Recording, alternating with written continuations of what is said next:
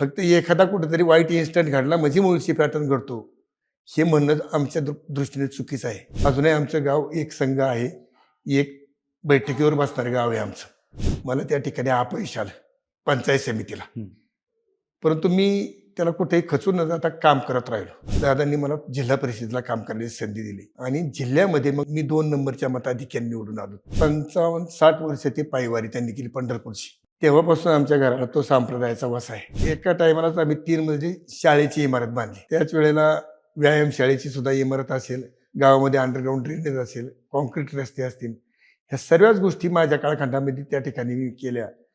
आर्थिक मागासदृष्ट्या असतील मंडळी, त्यांना मग त्या ठिकाणी गाळे काढून त्यांना सुद्धा तिथं रोजगार निर्माण करून देण्याचं काम केलं. ते 106 कोटीची कामं तालुक्यामध्ये आणली. मी गाव भागापुरताच नाही आणली, तर संपूर्ण तालुक्यामध्ये 106 कोटीची कामं आणली. यांना थोडेसे मग पीठगिरणी असतील, ताडपत्रे असतील, सर्व म्हणजे शेतकऱ्यांना, अल्पभूधारकांना शिलाई मशीन असतील, अशा ज्या काही वैयक्तिक जेवढ्या काही जिल्हा परिषदेला स्कीमा होत्या त्याचा जास्तीत जास्त लाभ, वैयक्तिक लाभ देण्याचा प्रयत्न मी माझ्या त्या 12 ते 17 ह्या कालखंडामध्ये तालुक्यामध्ये केलाय. कुठलंही चांगलं काम करत असताना विरोध होतो. कधी विरोधकांकडून विरोध झाला? 15 वर्ष आम्ही आमदारकीपासून दूर होतो. घरामध्ये असणाऱ्या सर्व फॅमिलीमध्ये मी एकमेव कार्यकर्ता, सर्व कुटुंबियांनी मला स्वीकारलंय किंवा याला मोकळा सोडायचा राजकारणात. परंतु आता घराघरात पुढारी झालेत, घराघरात कार्यकर्ता झालाय, प्रतिष्ठा हेच राजकारण झाले. पण याला कलियुग म्हणतो, तर कलियुगामध्ये स्वार्थी लोकांचंच राज्य चालतं. बऱ्यापैकी तालुक्यातल्या जमिनी गेलेल्या आहेत आणि ते एक फार मोठी शोकांतिक आमच्या तालुक्याला म्हणजे आहे की त्या खऱ्या विकल्या गेल्या नाही पाहिजे होत्या. त्याच्यासाठीच आमच्या तालुक्यातल्या नेते मंडळींनी कारखान्याची निर्मिती केली होती.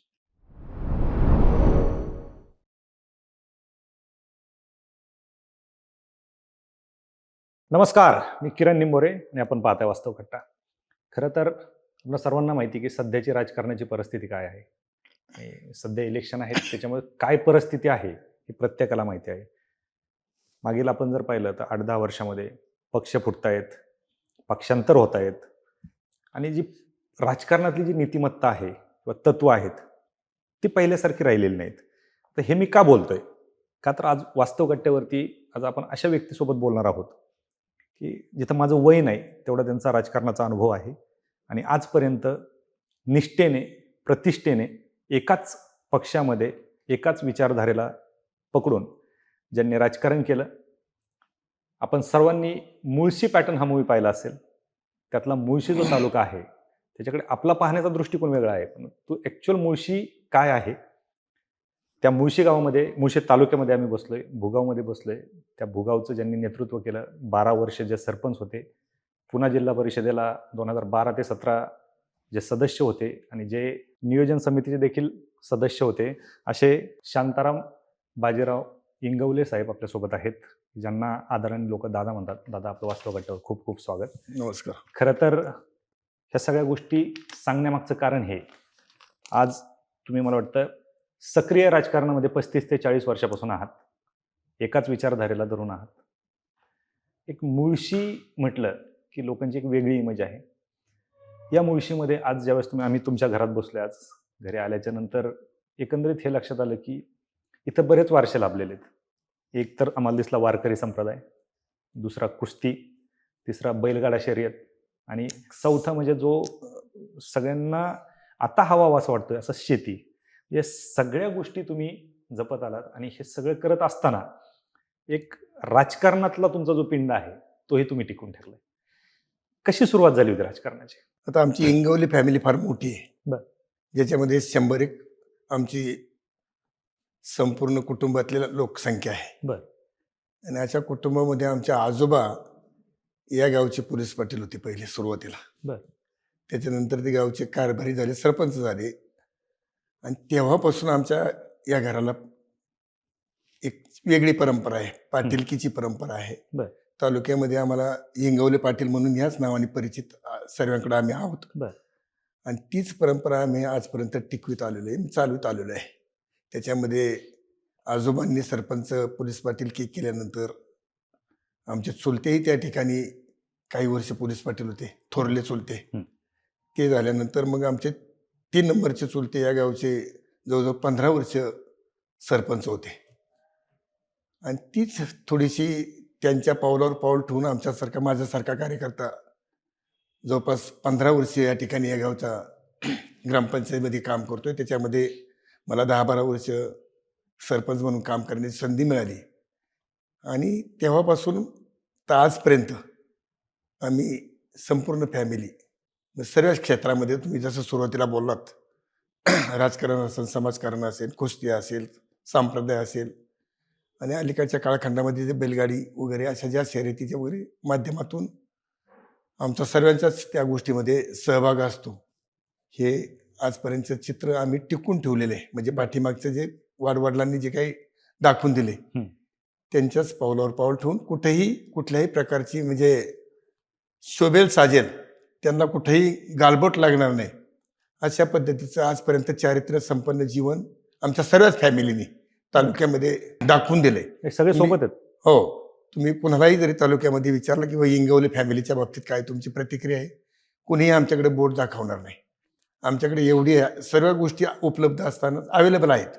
म्हणजे सत्ता मानण्यापेक्षा थोडंसं काम करण्याची आवड असल्यामुळं थोडंसं राजकारण आहे, पहिलवानकी पेशा आहे आणि बऱ्यापैकी घरामध्ये जवळपास 17-18 यंग जनरेशनची पोरं आमची म्हणजे आता चांगली पोरं, सक्षम पोरं आहेत. पण आमचं कुठेही असं बोट दाखवण्यासारख्या कृती आम्ही कशी समाजामध्ये केलेल्या नाहीत. एक वेगळ्या आदर्शाने आम्ही आमचे कुटुंब, आमचं फॅमिली या ठिकाणी या तालुक्यामध्ये आता वावरतंय.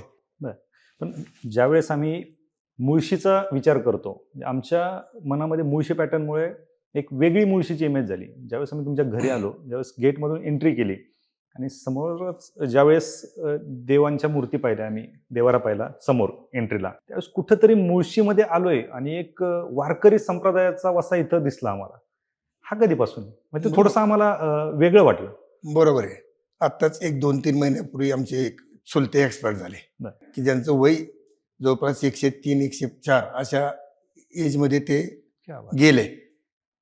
त्यांच्याकडं जवळपास 55-60 वर्ष ते पायवारी त्यांनी केली पंढरपूरची. तेव्हापासून आमच्या घराला तो संप्रदायाचा वसा आहे. क्या बात आहे. आणि त्याच्यानंतर आता मग आमची थोडीशी पुतणे पितणे हे सगळ्या संप्रदायाचे त्यांचा वसा वारसा घेऊन चालायचं काम करतायत. मग ते मुळशी पॅटर्नच्या संदर्भात तुम्ही जी वाच्यता केली त्याच्यामध्ये जर आता आम्ही तर आहेच आहे, आम्ही ती सांभाळलेलीच आहे परंपरा, परंतु तालुक्याचं एकंदरीत जर तुम्ही चित्र जर पाहिलं तर अजूनही आमच्याकडे ग्रामीण भाग आहे आणि त्या ग्रामीण भागामध्ये अजूनही संप्रदायाचा बऱ्यापैकी सर्व गावामध्ये संप्रदाय आहे आणि तो संप्रदाय टिकून ठेवण्याचं काम तिथल्या लोकांनी केलेलं आहे. त्याचाच एक भाग म्हणून जवळपास आमच्या मुळशी तालुक्यामध्ये 96 नंबर दिंडी असेल, 15 नंबर दिंडी असेल, 33 नंबर दिंडी असेल, अशा बऱ्याचशा दिंड्या आहे. मोठ्या खोऱ्यातल्या वारकरी संप्रदायाच्या दिंड्या. असा फार मोठा संप्रदायाचा वसा आणि वारसा आमच्या तालुक्याला आहे. फक्त एखादा कुठेतरी वाईट इन्सिडेंट घडला म्हणजे मुळशी पॅटर्न घडतो हे म्हणणं आमच्या दृष्टीने चुकीचं आहे. म्हणून त्याला थोडंसं काही मंडळींनी जो काही वेगळं वळण दिलंय मुळशी पॅटर्नला, पण ते साफ चुकीचं आहे. त्याच्याही पलीकडे आमच्या तालुक्याला कुस्तीची फार मोठी परंपरा आहे. की आमच्या घराला सुद्धा त्यामध्ये आमचा एक भाऊ महाराष्ट्र केसरी नाही झाला, परंतु उपमहाराष्ट्र केसरी झाला. ती आमच्या वाडवडिलांपासून म्हणजे आजोबापासून चालत आलेली परंपरा आहे आमच्या घराला. पहिलवानकीची. आमचे जे 3 नंबरचे चुलते होते तेही फार मोठे नामांकित पैलवान होते. तालुक्यामध्ये जिल्ह्यामध्ये कुठेही जरी ते त्यांची कुस्ती पाहायला म्हणून लोक आवडीने येत होती, कारण त्यांची हाईटच 5.5-6 फूट होती आणि एकदम गोरा गोमटा पैलवान आणि त्याला पाहण्यासाठी खास तिथं लोक मैदानावर यायचे. दत्तोबा पाटील म्हणून ते नामांकित पैलवान होते, प्रख्यात होते. भले त्यांनी त्या कुस्त्या कमी झाल्या असतील किंवा जास्त त्यावेळेला एवढं हे नव्हतं, परंतु खास मोठा पैलवान म्हणून नावाजलेला पैलवान म्हणून जिल्ह्यामध्ये त्यांचंही नावलौकिक चांगलं आहे आणि होता. त्याच्यावर पावलं ठेवून आमचा एक भाऊ पैलवान विलास इंगवले म्हणून त्यांनी एक 5-25 वर्ष अत्यंत चांगल्या प्रकारची पैलवानकी केली आणि एक उपमहाराष्ट्र केसरीपर्यंत त्यांनाही सुद्धा त्यात यश मिळालं. उपमहाराष्ट्र होण्यात पण एक महाराष्ट्र केसरी होऊ शकले नाहीत. आणि अशा प्रकारची एक थोडीशी चांगली परंपरा आमच्याही कुस्ती म्हणजे घराणा त्या कुस्ती क्षेत्राची आहे. त्याच पद्धतीची परंपरा संपूर्ण तालुक्यामध्ये काही ठराविक गावं, बुकुम असेल, पिरंगुट असेल, आमचं मोठं खोरा असेल, या भागात सुद्धा फार मोठाले नामांकित पैलवान होऊन गेलेले आहेत. आणि म्हणून आमच्या तालुक्याला एक कुस्तीची मोठी परंपरा आहे. फक्त ते प्रमोट झालं पिक्चरमुळे मुळशी पॅटर्न. मुळशी पॅटर्न. बरोबर. त्याच्यामुळे तो थोडासा आम्हाला थोडा डाग लागल्यासारखा वाटतो व तो साफ चुकीचा आहे. हे आमच्याकडे तालुक्यामध्ये संप्रदाय शेती आहे, त्याबरोबर कुस्ती क्षेत्र असेल, या सर्वच गोष्टीमध्ये आज मुळशी अग्रगण्य आहे. बरोबर. तुम्ही महाराष्ट्र केसरीच्या स्पर्धा पण भरता. हां, 4-5 वर्षापूर्वी महाराष्ट्र केसरीच्या कुस्त्या म्हणजे सर्व गावाला विश्वासात घेऊन त्या ठिकाणी त्याचं आयोजन केलेलं होतं आणि फार मोठ्या प्रमाणात त्याचं संपूर्ण राज्यामध्ये त्याची चर्चा झालेली होती. बरं. की ज्याला आदरणीय पवार साहेब आले होते, अजितदादा आले होते, 4-5 मंत्री म्हणजे राधाकृष्ण विखे पाटील आले होते, बरेचसे मंत्री सुनीलजी तटकरे आलेले होते, सुप्रियाताई सुळे होत्या. सर्वच मंडळी त्या ठिकाणी या कार्यक्रमाला त्यांनी हजेरी लावलेली होती बरोबर. आणि अत्यंत चांगलं रेखीव आखीव असं देखणं नियोजन आम्ही त्या ठिकाणी, कारण आमच्या गावाला कुस्तीची परंपरा आहे हम्म. आणि आमच्याकडे पहिलवानी मंडळी बरीचशी गावात. तुम्ही कधी मुलं. खेळात? मी नाही कुस्ती केली, परंतु मला फार आवड आहे त्याची. अच्छा. मला जमलं नाही आम्हाला, पण आमच्या बंधूंच्या मार्फत बंधूमुळं थोडीशी आमच्या त्या फॅमिलीला त्याची आवड होती आणि तेवढाच एक पैलवान आमच्या घरामध्ये करायचं. असं आता कसं होतं, प्रत्येकाला त्याची आवड असं नाही. बरोबर. ज्याला आवड होती त्याच्या प्रतिपाने संपूर्ण फॅमिली उभी होती बरोबर. आणि तशाच पद्धतीचं आमच्याकडे बऱ्यापैकी घरटी एक छोटा मोठा पैलवान राहायचा पूर्वी. हम्म. आणि तीच मुलं थोडीशी मग तालमीत 10-15-20 वर्ष त्यांनी कुस्ती म्हणजे पैलवानकी केली. त्या पैलवानच्या अनुषंगाने आम्ही सुद्धा थोडंसं राजकारणामध्ये असल्यामुळं थोडीशी वरती विनंती केल्यानंतर आम्हाला सुद्धा तो महाराष्ट्र केसरीचा मान मिळाला. त्याच्यामुळं संपूर्ण गाव त्याच्यामध्ये पैलवानकीतल्यामध्ये बऱ्यापैकी पैलवान असल्यामुळे गावातली त्यांच्या सर्वांच्याच नियोजनातून अत्यंत आखीव रेखीव असा तो महाराष्ट्र केसरीचा कार्यक्रम झाला. बरं. तुम्हाला म्हणजे तुम्ही कुस्ती केली नाही, तुम्ही इकडे राजकारणातल्या कुस्त्या खेळत होता. Yes yes yes. थोडंसं राजकारणातल्या आखाड्याकडे येऊयात आपण. तुम्ही सरपंच होतात जवळपास 8-10 वर्ष सरपंच होतात, 15 वर्ष तुम्ही ग्रामपंचायतमध्ये होता. बरोबर.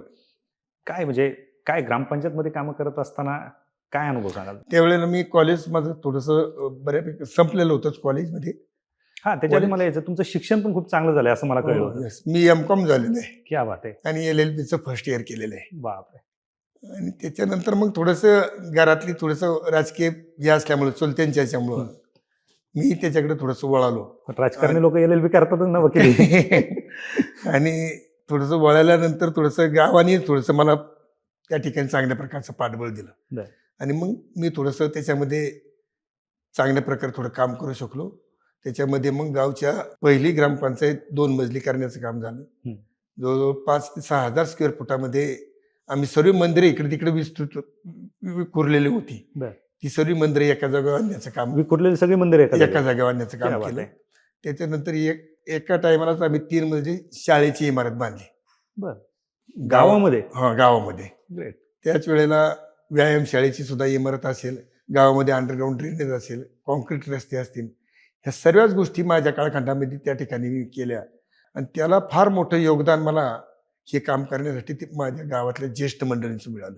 बरं. जे संप्रदायामध्ये माझ्याकडं म्हणजे त्यांचं वय जर पाहिलं तर ते आपल्याला हे बी वाटणार नाही, पण 60-60, 70-70, 75-75 वर्षाची जी काही जुनी जाणती मंडळी होती आणि यंग जनरेशन सुद्धा त्याच्यानंतर त्याच्यामध्ये इन्व्हॉल्व झालं. थोडंसं जुनी जाणती मंडळी या ठिकाणी काम करतायत, चांगलं काम करतायत म्हटल्यानंतर आणि गावच्या आमच्या अजूनही गावचं गाव पण टिकून ठेवण्याची भूमिका आमची सर्वच मंडळी करतायत. बरं. त्याच्यामध्ये ते नाकारता येणार नाही कुणालाच. अजूनही आमचं गाव एक संघ आहे, एक बैठकीवर बसणारं गाव आहे आमचं. क्या बात आहे. त्यावेळेला आम्हाला 70-75 वयाच्या मंडळींनी सुद्धा स्वतःच्या खांद्यावरती दगडी उचलून शाळेच्या इमारतीच्या वेळेला शाळेची इमारत असेल, ग्रामपंचायत कार्यालय असेल किंवा मंदिराचं काम असेल, ह्या सर्वच कामाला फार मोठं ताकद मला त्या ठिकाणी त्यांनी दिली. आणि म्हणून मी ती थोडीशी ही कामं जी आज संपूर्ण सर्वांच्याच नजरेमध्ये दिसत आहेत. तुम्ही कुणी जरी जाताना पाहिलं तरी ती त्या काळखंडात झालेली कामं आहेत. बरं. आणि ती कामं निश्चितपणानं संपूर्ण तालुक्याने त्याची दखल घेतलेली होती त्यावेळेला माझ्या कामाची. क्या बात है! आणि ग्रामपंचायतीचं जसं पाहिलं तर बिलकुल कुठलाही एवढा सारा नव्हता, की ज्याला आपण वार्षिक जो आपण हे म्हणतो जो काही फंड येतो जमा किंवा जमा होतो तो हं. फार नगण्य होता. 3 ते 4 लाख रुपये होता. मग हे कामं कशी केली? ही कामं सर्व त्यावेळेला नुकतीच कुठेतरी गावा परिसरात डेव्हलपमेंट चालू झाली होती. हं. आणि मग त्या डेव्हलपमेंटमध्ये येणारे सर्व जे काही बिल्डर्स असतील किंवा बाकीची काही जी मंडळी असतील,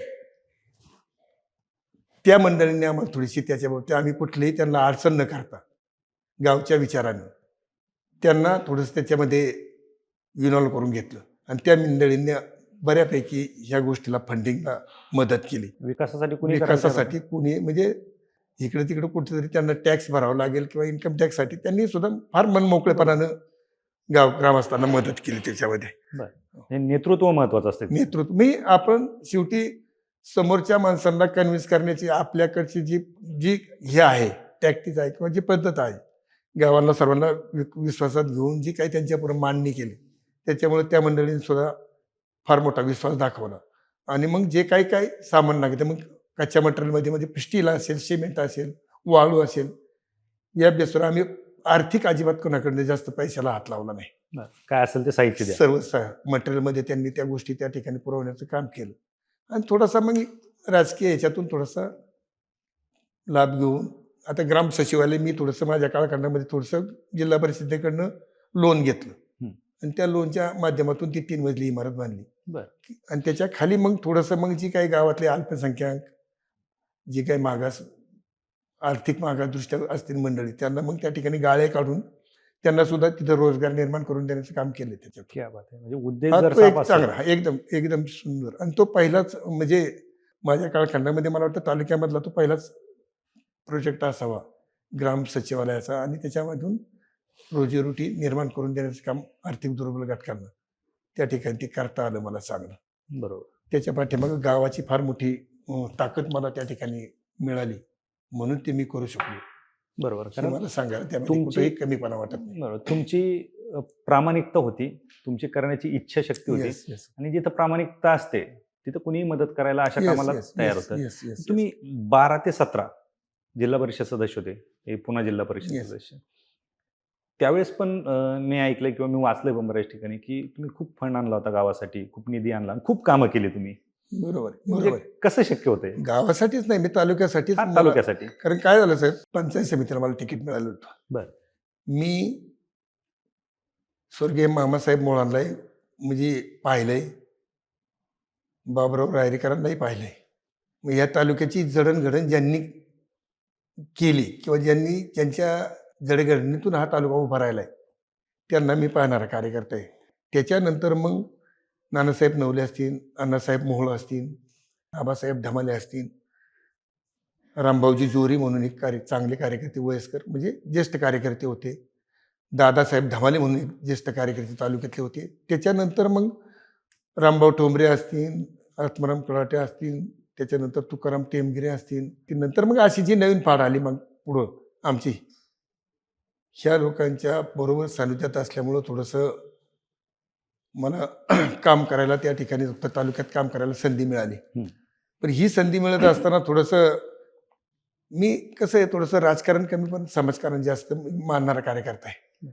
मला त्यावेळेला पंचायत समितीला अपयश आलं. हं. आणि मी जवळपास 10-15 वर्ष तालुक्यामध्ये फिरतोय. एक चांगला कार्यकर्ता आहे, उमेदीचा कार्यकर्ता आहे, परंतु त्याच्यावर अन्याय झालाय.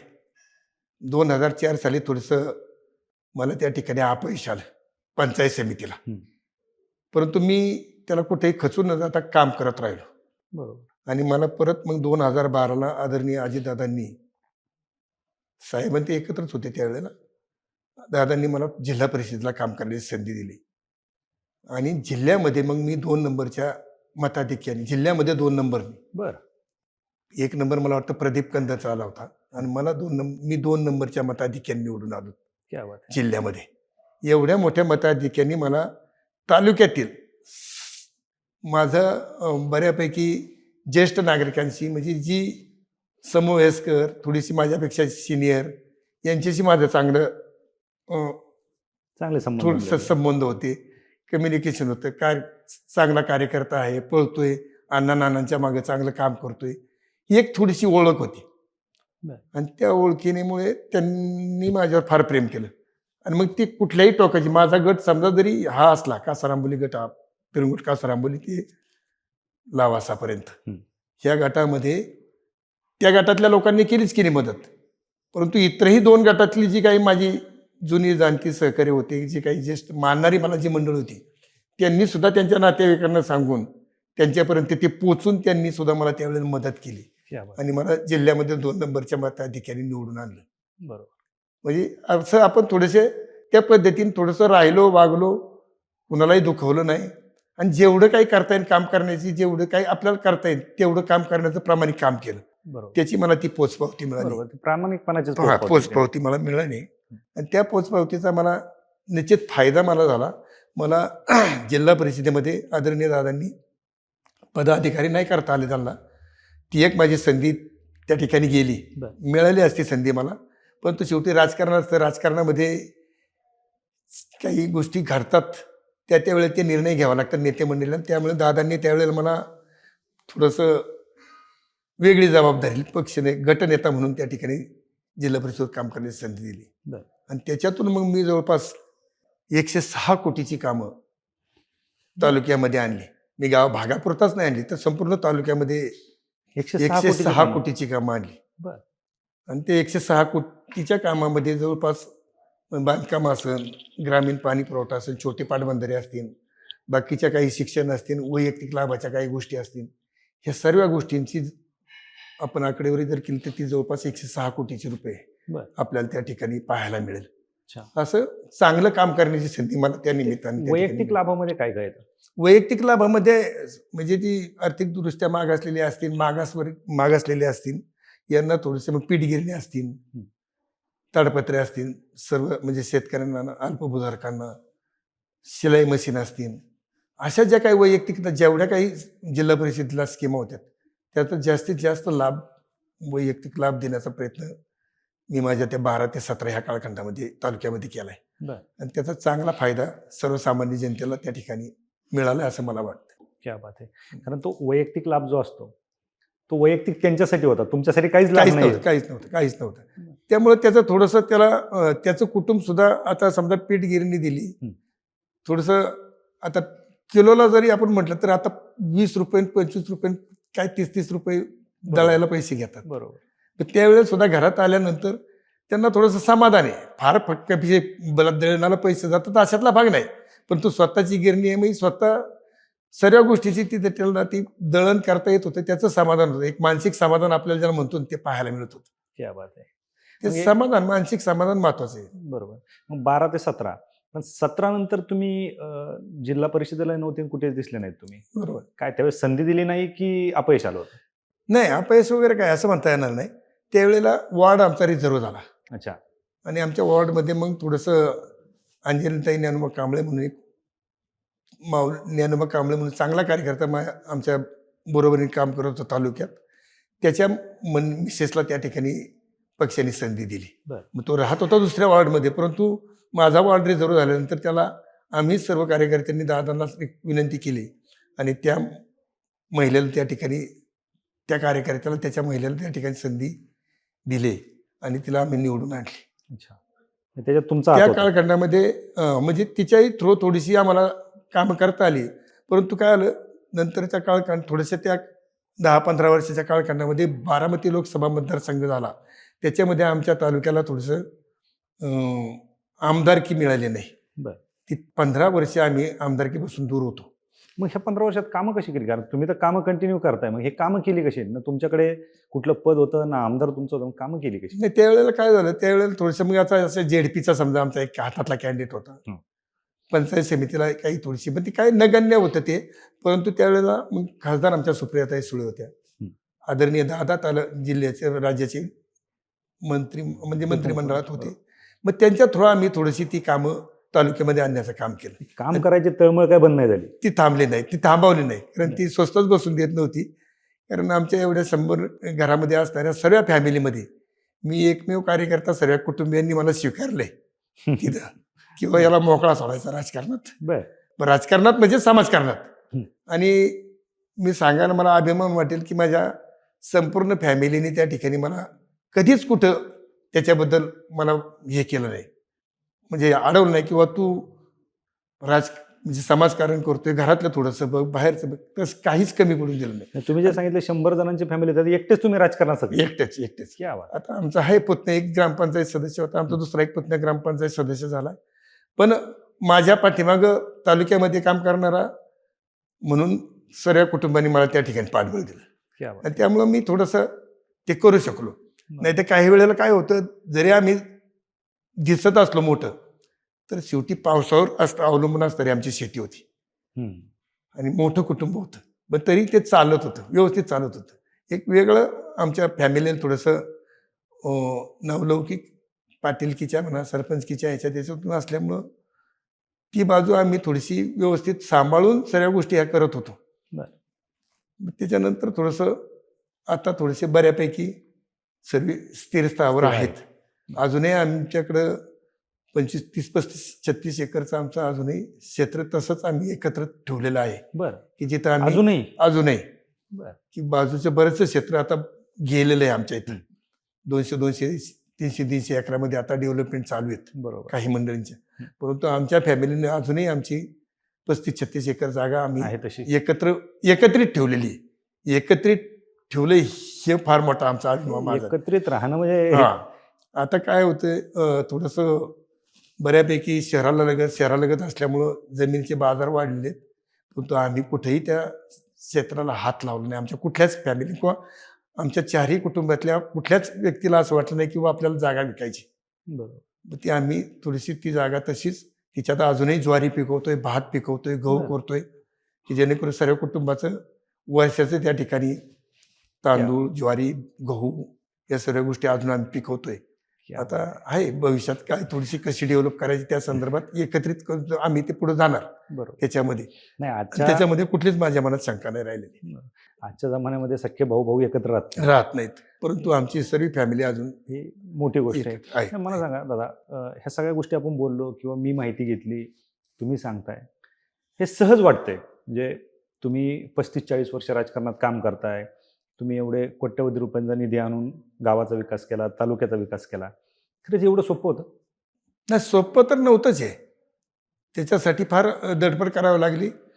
एक काय झालं, आता हे करत असताना थोडंसं प्रचार ह्या गोष्टी सुद्धा त्यावेळेला थोडेसे कमी होत्या, दुर्मिळ होत्या, परंतु अलीकडच्या काळखंडामध्ये फार त्याचं हे वाढले की मीडिया थोडासा फार जोरामध्ये या ठिकाणी पाहायला मिळतोय. बरोबर.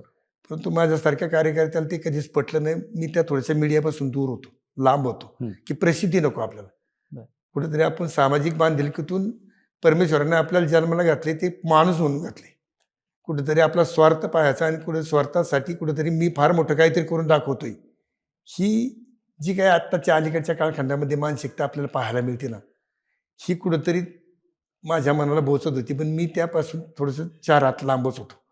त्याच्यामुळं मी आजपर्यंत जी काही 30-35 वर्षामध्ये काम करत राहिलो, त्याच्यामध्ये कुठेही तुम्हाला असं दिसणार नाही की फार मी कुठेतरी जाहिरातबाज किंवा थोडंसं समाजामध्ये माझ्या कामाची वाच्यता वाहवा करतोय, हे चित्रच मला ते निर्माण करता आलं नाही.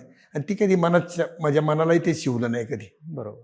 म्हणून मी थोडंसं त्याच्यामध्ये मीडियाच्या बाबतीत पाठीमागे आहे. आजचं चित्र वेगळं आहे. आजचं चित्र वेगळं आहे. काम वेगळाच करतो आणि फोटो तिसऱ्यांचेच असतात. श्रेय घ्यायला प्रत्येक जण तयार असतो. आता त्याच्यामध्ये आपल्याला त्याला दोष देता यायचा नाही. शेवटी तो त्याचा गुण, म्हणजे त्याच्या अंगातला गुण येतो. बरोबर. आपल्याला आता कसं आहे, व्यक्ती स्वातंत्र्य आहे. व्यक्ती स्वातंत्र्यामध्ये काय होतं, आपल्याला कुणाला अडवता येत नाही. बरोबर. आपण कृतीतून करून दाखवले, एक कृतीतून प्रगट करताना आपल्याला जे करायला पाहिजे ते करत नाही, हे आपला दोष आहे. त्याचं श्रेय जर एखादा घेत असेल तर ते त्याच्यापाशी, आपण त्याच्याशी कुठल्याही प्रकारचं त्याला दुखवायचं नाही, चॅलेंज करायचं नाही किंवा त्याच्याशी तसल्या पद्धती कुठली दोष द्यायचा नाही. बरोबर. ती आपली मनापासूनची पहिल्यापासूनचे आमच्यावर झालेले संस्कार आहेत. मग तेच आपण काम करत राहायचं एवढंच डोक्यातला विषय आमचा. बरोबर. ज्या घरात वारकरी संप्रदायात ज्या घरात वाढलात तुम्ही ते वारकरी- संस्कार ते ते संस्कार संस्कार असणार आहेत. आजचा पॉडकास्ट घेण्याचा उद्देशच हा होता. कारण काय असतं, आम्ही बऱ्यापैकी पडद्यामागचे हिरो समोर आणतो. Yes. आज तुम्ही काम करत असता, श्रेय कुणी दुसरं घेत असतं. घेत असतात. बरेच आहेत. पण हे कुठेतरी समाजापर्यंत येणं पण गरजेचं आहे ना, की करतंय कोण, बरोबर आहे. हे गरजेचं होतं. नाही काय आलं बरं साहेब, याच्यामध्ये समाजाला कळतंय. हं. समाजाला कळतं. त्याला आता थोडंसं अलीकडच्या कालखंडामध्ये थोडंसं वेगळं वळण लागलं सोडून द्या. पण पूर्वीच्या काळी ग्रामीण भाग, अजूनही ग्रामीण भागामध्ये त्या गावचा एखादा मोरक्या असेल ना, आता मी पाहिलेले चित्र आहे त्यावेळेचं, की अण्णा नाना असतील, मामासाहेब मोळ असतील, त्या गावामध्ये गेला की तिथल्या सरपंचाला, पोलीस पाटलाला बोलवायचं आणि सांगायचं किंवा गाव सांभाळ, आपल्याला गावचा विकास करायचा आहे, डेव्हलप करायचं आहे, तालुक्याचा विकास करायचा आहे. त्या एकदा ती बैठक झाली की त्या पुढाऱ्यांनी ते गाव सांभाळायचं असं चित्र होतं. परंतु आता घराघरात पुढारी झालेत, घराघरात कार्यकर्ता झालाय. प्रत्येकाला नेता व्हायचं. प्रतिष्ठा हेच राजकारण झाले. बरोबर. कर्तव्य, सामाजिक बांधिलकी ही फार लांब दूरवर कुठेतरी गेले चित्र आज समाजामध्ये पाहायला मिळते. बरोबर. हे दुर्दैव आहे. पण आता माझ्यासारख्या कार्यकर्त्याला ते पटत नाही. परंतु थोडंसे तळमळ मनामध्ये असे वाटते की सगळं थोडंसं आपल्याला आपल्यामुळं जर कुठंतरी ते थांबत असेल म्हणून थोडंसं त्याच्यामध्ये उतरायचं आणि त्याच्यातून काही न्याय देता आला तर द्यायचा. अशा पद्धतीचं थोडीशी मनाला वाटतं म्हणून थोडंसं ह्याच्यात आहे. नाहीतर फार विचाराच्या पलीकडचं गेलेलं राजकारण आहे असं मला वाटतं. बरोबर. आता तुमच्यासारखे विचार खूप कमी लोकांमध्ये दिसतात आज.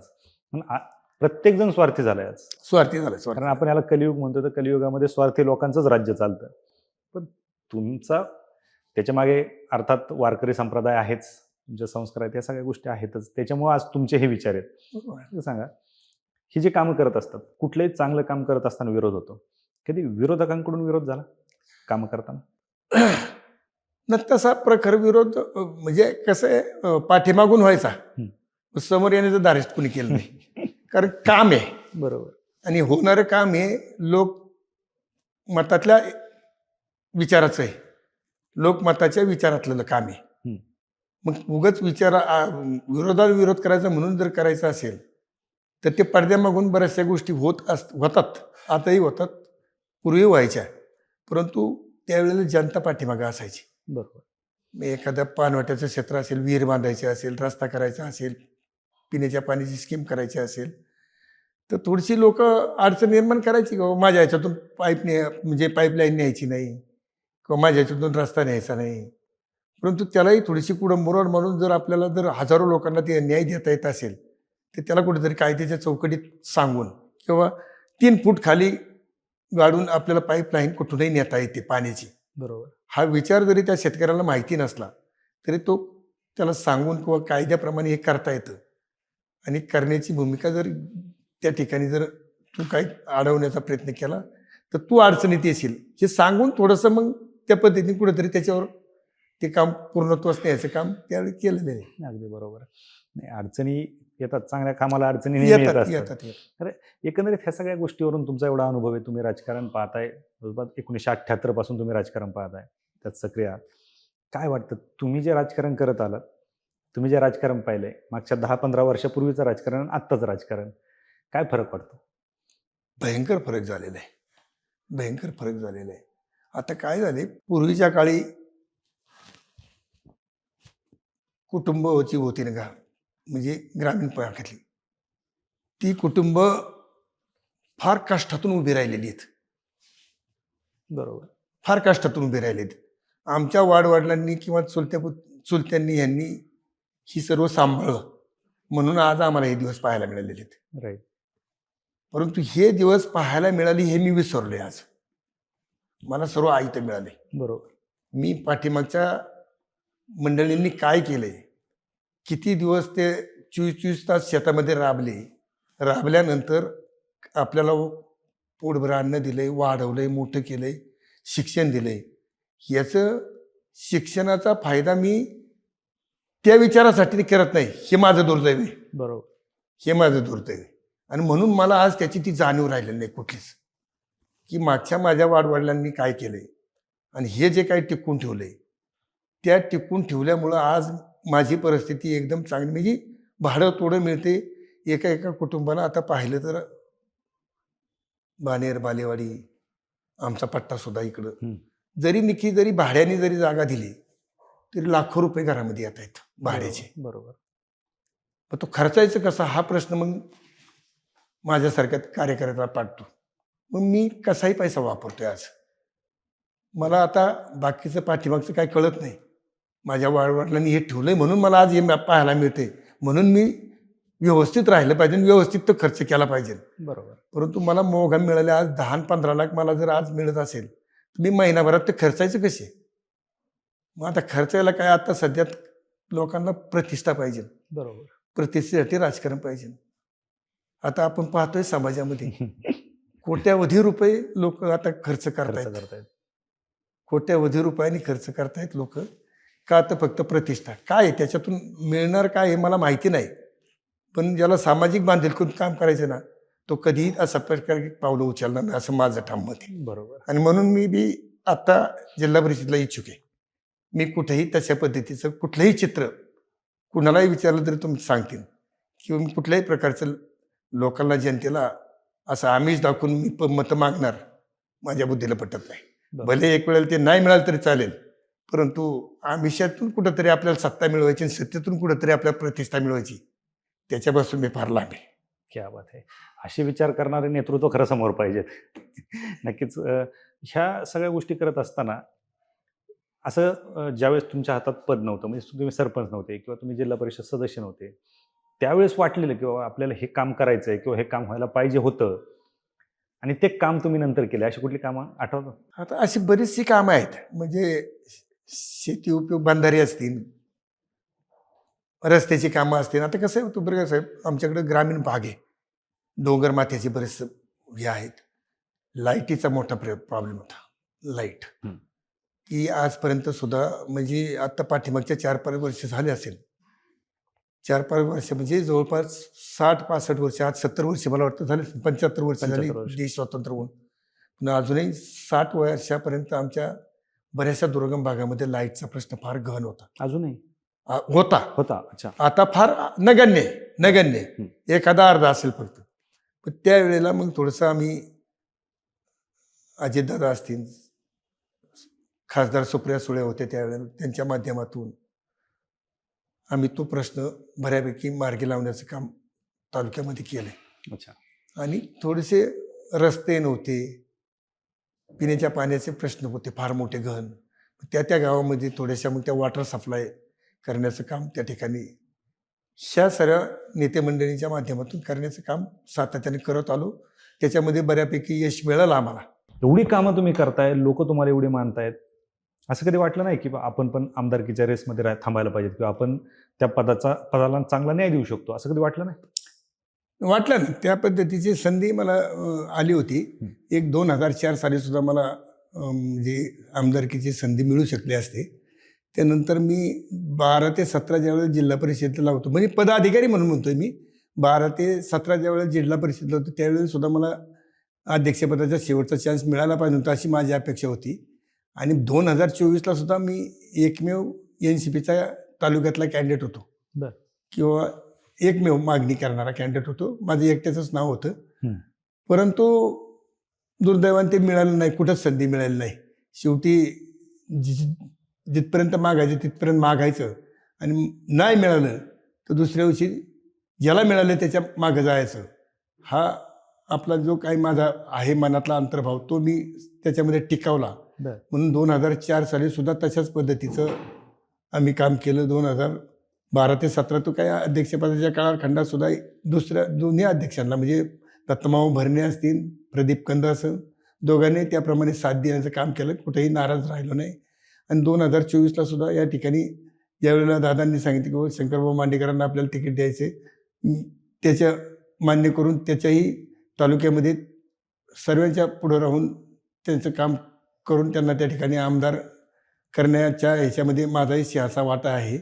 आणि त्यांच्या मग अनुषंगाने मग तालुक्याचा विकासाचा, कारण आपलं शेवटी ध्येय एकच आहे, जनतेचा विकास झाला पाहिजे. बरोबर. आणि त्या अनुषंगानं मग मी या गोष्टीमध्ये अशा पद्धतीने सर्व गोष्टीत इन्व्हॉल्व होऊन ते काम करत राहिलेलो आहे. बरं. 20% राजकारण, 80% समाजकारण या आधारावरच मी आपलं जीवन जगायचं ठरवलेलं आहे आणि तशा पद्धतीने राहायचं ठरवलेलं आहे. अच्छा. म्हणून अशा पद्धतीने थोडंसं मला माझे झालेत, त्या 2-3 गोष्टी घडल्यात माझ्या याच्यात या बाबतीत. बरं. मग आमदार साहेबांच्या माध्यमातून काय आता विकास? आता आमदार तेच आता काय आलं, 15 वर्ष आमच्या तालुक्याला आमदार नव्हता. त्यावेळेला आम्हाला एवढी काही विकासाची कामं करता आली नाहीत.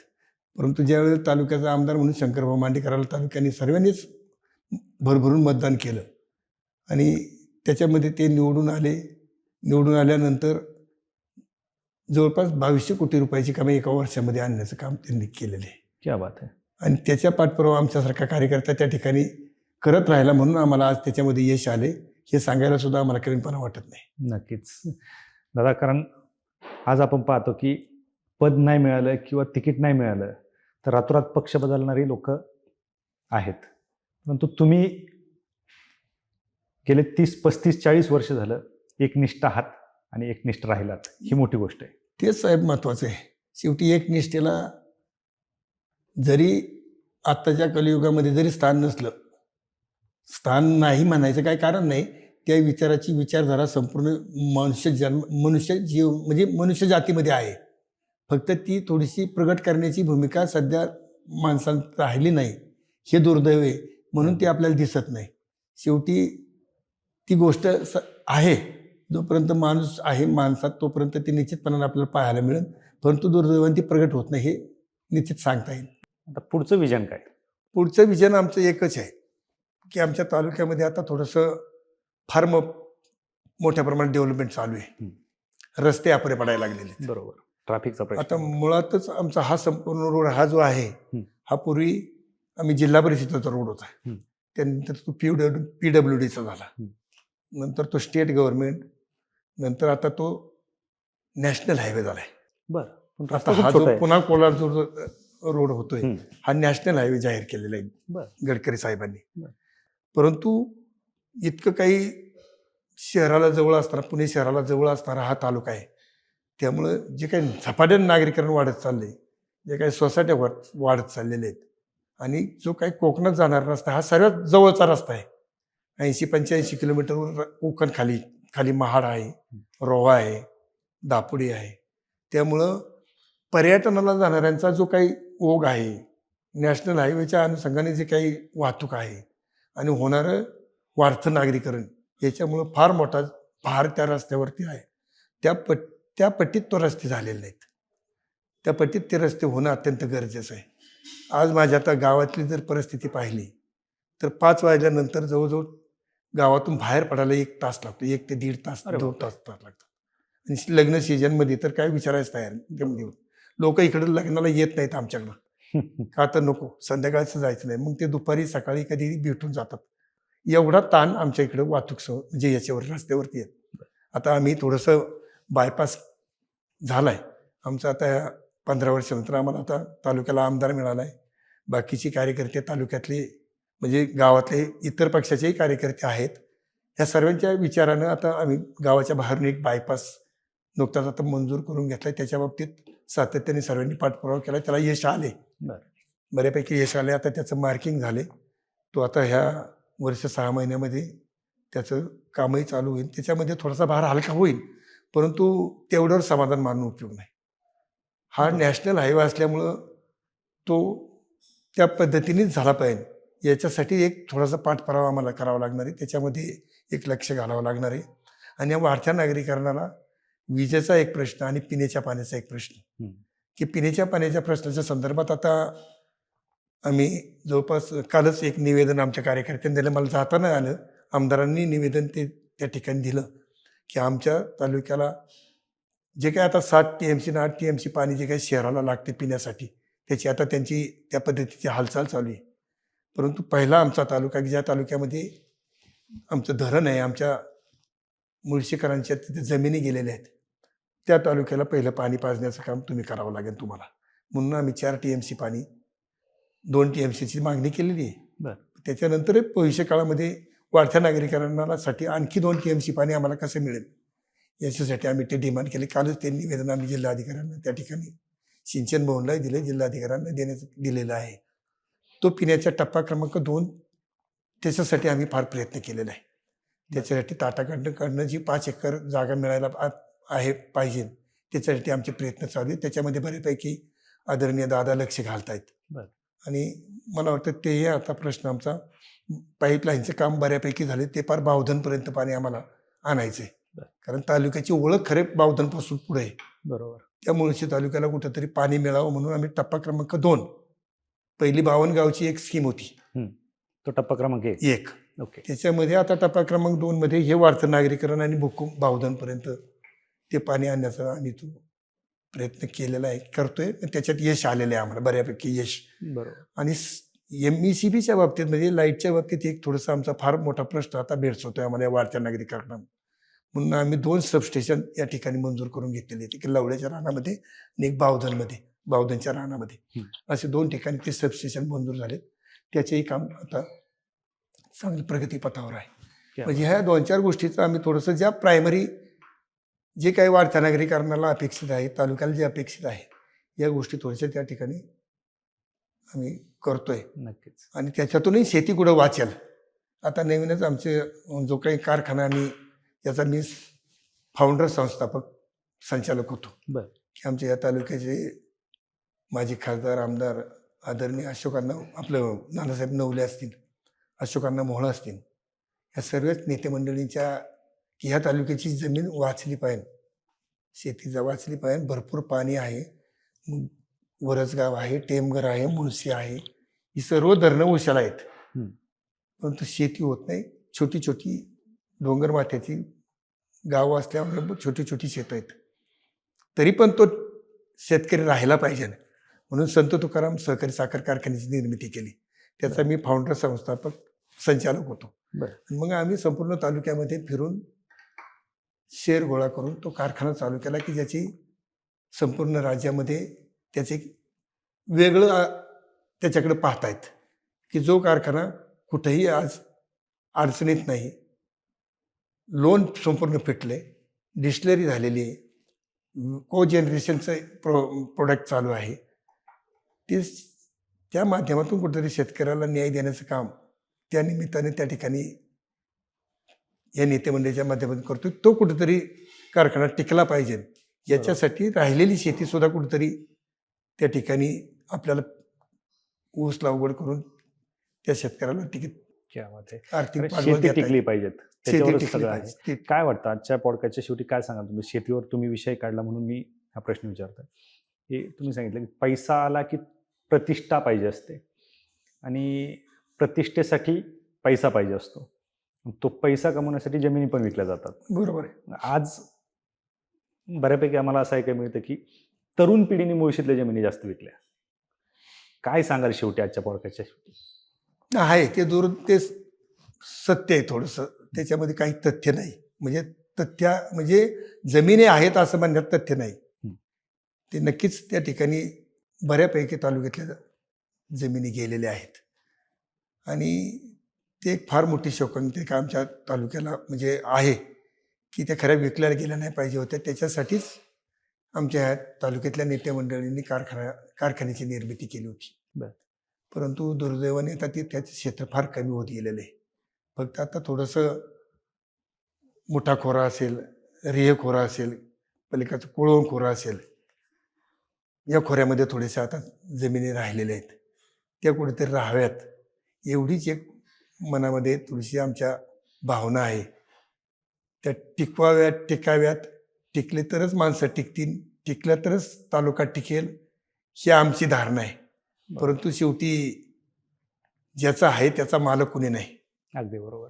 त्याला कुणीतरी थोडंसं कन्व्हिन्स करायचं काम, त्याला सांगायचं काम किंवा त्याला चित्र बदलण्याची ताकद त्याच्यामध्ये निर्माण करण्याची विचारधारा कुठं आपल्याला निर्माण करता येईल का, याच्यासाठी काम करीत राहायचं. एवढंच आता डोक्यामध्ये. नक्कीच. राहिलं तर समाधान, नाही राहिलं तर शेवटी आपल्या हातात काहीच नाही. बरोबर. असंच प्रयत्न करणे हे आपल्या हातात आहे. बसायचं, त्याला काही पर्याय नाही. बरोबर. खरं तर दादा तुमचा हा एवढा मोठा राजकारणातला अनुभव, समाजकारणातला अनुभव आणि याच्यातून तुम्ही केलेली कामं आणि खरं तर तुम्ही शेती वाचवण्यासाठी जे काही प्रयत्न करताय तुमचे प्रामाणिक प्रयत्न आहेत. शेवटी आजपर्यंत तुम्हाला यश आले, भविष्यात देखील तुम्हाला यश येईल.